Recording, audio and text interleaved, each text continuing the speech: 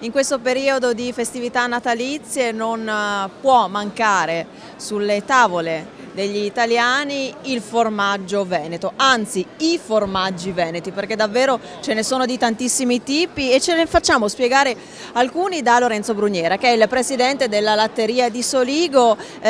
Qui ne abbiamo alcuni. Presidente, che cosa ci suggerisce?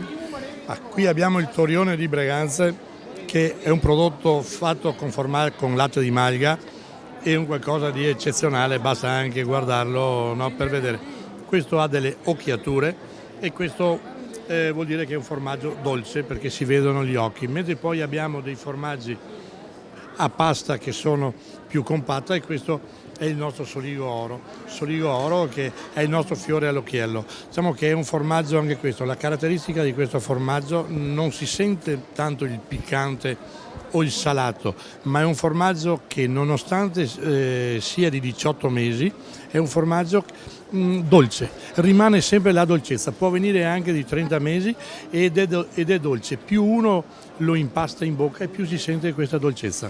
Mentre questo con la pasta scura, che formaggio è? Questo è l'imbriago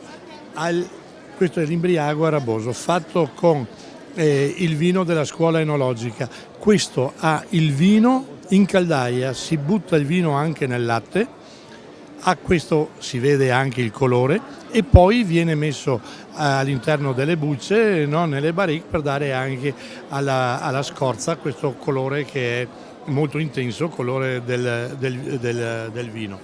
Poi abbiamo questo che è un formaggio imbriago sempre di monovitigno e questo prodotto è fatto con il prosecco.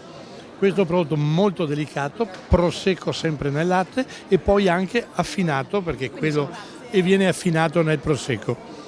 Poi abbiamo due tipicità, due prodotti di eccellenza del nostro territorio in uno solo. Poi abbiamo il barricato al pepe. Eccolo no? qua, che tra l'altro io ricordo che il barricato al pepe ha vinto dei premi, per esempio, se non sbaglio, al Casius Veneti. Il Casius Veneti ormai da qualche anno, no, questo prende la medaglia d'oro, no, assieme ad altri prodotti, perché siamo anche una latteria che ha avuto 7 premi quest'anno, tra primi e secondi premi, no, in Casius Veneti, molto importante.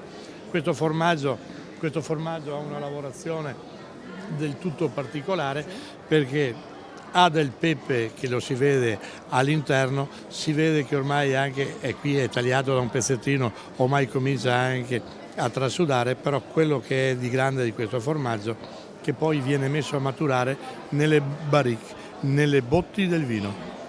Ha tutto poi una lavorazione particolare, poi lo si vede con i pepi che ha diversi tipi di pepe, non ha un pepe solo, qui dentro ce ne sono proprio tantissimi tipi di pepe per dare questa caratteristica, questa fragranza che ha e anche il profumo che ha. Faccia sentire.